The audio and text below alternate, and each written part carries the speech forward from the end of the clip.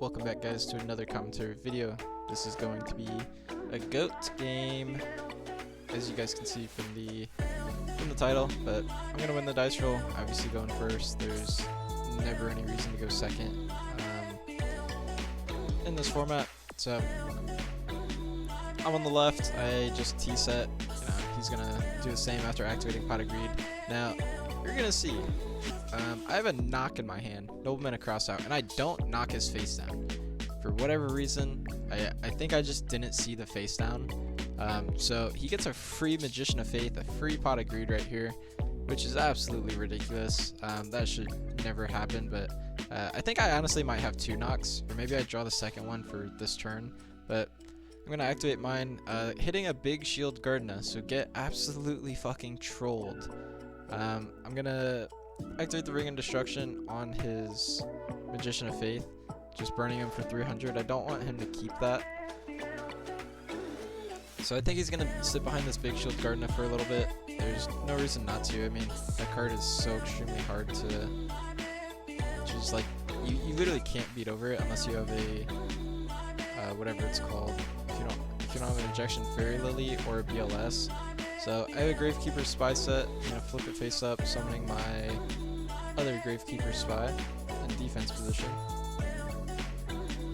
So I didn't want to attack into the Injection Fairy Lily just because he can activate the effect. Pay 2k, against 3. He's gonna Snatch Steal my Spy. This creates a big problem because he can just attack my Spy. He can just crash the Spies, but he's gonna attribute it, summon for Jinzo. And at this point, there's not a lot of hope for me winning this game right now unless I draw one of the Trinity pieces, which I would literally need a Graceful or a Pot right here. See my hand, it's Sangan, Sangan Tribe, BLS. I'm gonna pop the Jinzo. So summoning the Chaos Sork, banishing his Lily. Next I'm gonna go for the big shield Gardena.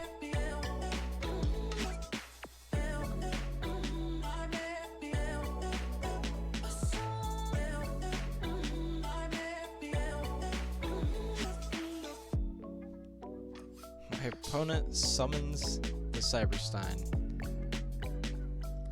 So Cyberstein paying 5k, summoning something from the extra deck. He's gonna summon Gatling Dragon, and right here I'm questioning if he has priority to use the effect, because I know with like Chaos Sorcerer and BLS he has priority. The only reason I question it here is because it's an effect that's resolving to summon, so I didn't know if he still had priority, whereas with Chaos Sorc and BLS they are summons that don't start a chain or inherent summons.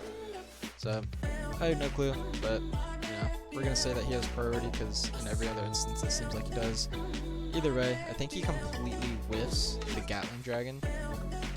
But it doesn't really matter because he gets to summon the BLS, beats over both of my cards, and then attacks with Cyberstein. It's not looking good for me anyways. I got 3 cards in hand to his like fucking 1,000 cards, so that's gonna be the end of game 1 right there. I'm not gonna cut this video up and skip to game 2 because we didn't side. This is my buddy Austin on the right. We usually don't side for like GOAT games unless it's in a tournament. I'm gonna go first here, activating Delinquent Duo to rip 2 cards out of his hand. Fun fact, if you guys are ever playing against me, I usually pick the same exact like spot. So if someone lays out their hand of 5 cards, if I hit like the left card, I usually just keep picking the left card. If I like Spirit Reaper, if I Delinquent again, it's just easy. I don't want to roll a dice. I don't care enough to like randomly pick one of the cards. I'm just gonna pick one spot and just like keep picking that. So I'm gonna T-set. He normal summons a DD Warrior Lady, attacks into my Magician of Faith, and I grab my Delinquent Duo back. So I'm gonna duel him again. So now he's got no cards in hand, and DD Warrior Lady in 1 set back row. I'm gonna Mirror Force his DD Warrior Lady, and he's gonna keep his card in hand. So I'm gonna Wing Blast the back row, summon a Spirit Reaper, take out that last card in his hand, passes it over, so I attack again with Spirit Reaper instead of face down monster. He's gonna activate a Cyberstein again. So pay another 5,000 life points, summon another Gatling Dragon. He's gonna attempt to actually pop a card this time because last time he didn't get anything. So he gets to pop one card. He's gonna pop my face down and attack with both of them. So he's paid 10,000 life points now to pop one card. Insane. I'm gonna summon my Chaos Torque, banish his Gatling Dragon, switch my Spirit Reaper to defense, and then set another face down monster and pass it on over.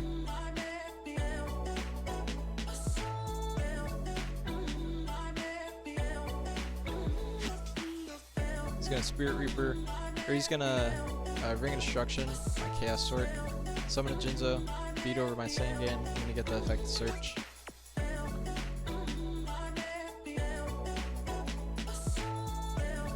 So, searching the Night Assailant here.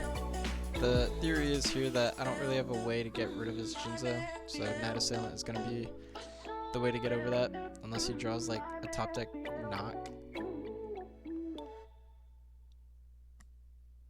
I think he Snatch Stealed my Spirit Reaper, and then I get to pop his Jinzo. And I mean, he's really got nothing, so I got a solid hand. I can just kill him. So we're just gonna hop right into a game number 3. Shuffle it up a little bit. He probably stacked his deck, but no biggie. Doesn't worry me. I stay playing through stacked decks. So he's gonna go first. 6 cards in hand. T sets, pretty standard. I'm gonna normal summon, or not normal summon. I'm gonna draw for turn. Activate Upstart. Set 1 face down monster and then 2 spells traps. He's gonna hit my Dakoichi with knock. It's gonna banish my, well, not gonna banish anything. I was checking to see if I had a third in my deck, but apparently I don't play a third.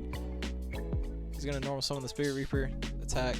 He knows I have a Dakoichi in hand because I didn't banish the other one. So double Draw of Greed. Draw 2 fresh cards. Contemplating my plays right here, so I'm gonna go for just T set, pass it on over to him.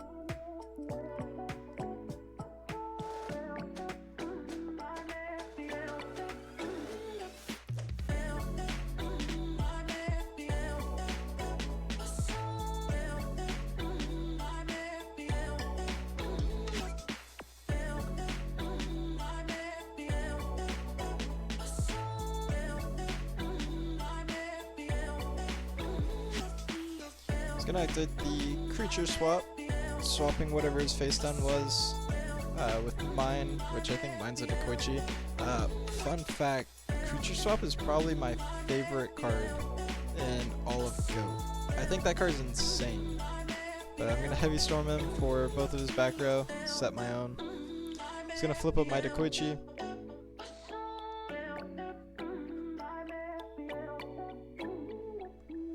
Pass it on over. I'm gonna Upstart, give him a free 1,000.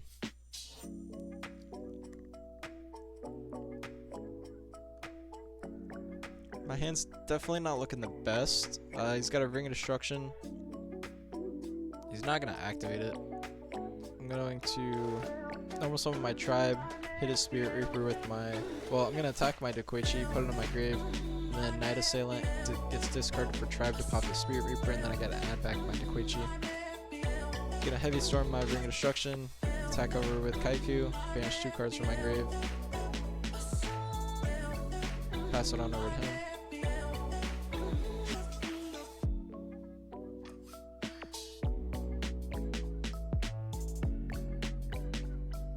He's gonna attack my Big Shield Garden to flip it face up and then take it and tribute over for an Air Knight. And then I'm gonna set 1 face down and contemplate setting this spell or trap.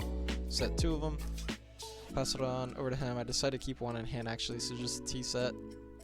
He's gonna attack with the Air Knight. Gonna Regeki, break it, so send it to the grave. And then Dakoichi, draw me a card.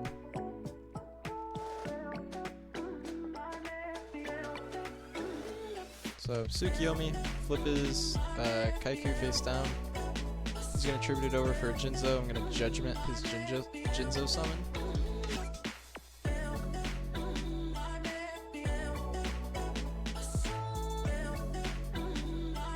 So banish 2 for BLS. I'm gonna torrential tribute that, draw for turn, pass it on over. He's gonna set a face down, pass it. I'll mirror that, pass it on over. He delinquent duos me for 1 card, and it's a trap does shoot, so I'm totally okay with that. We're just in a war of passing back and forth right here. We're both on top decks.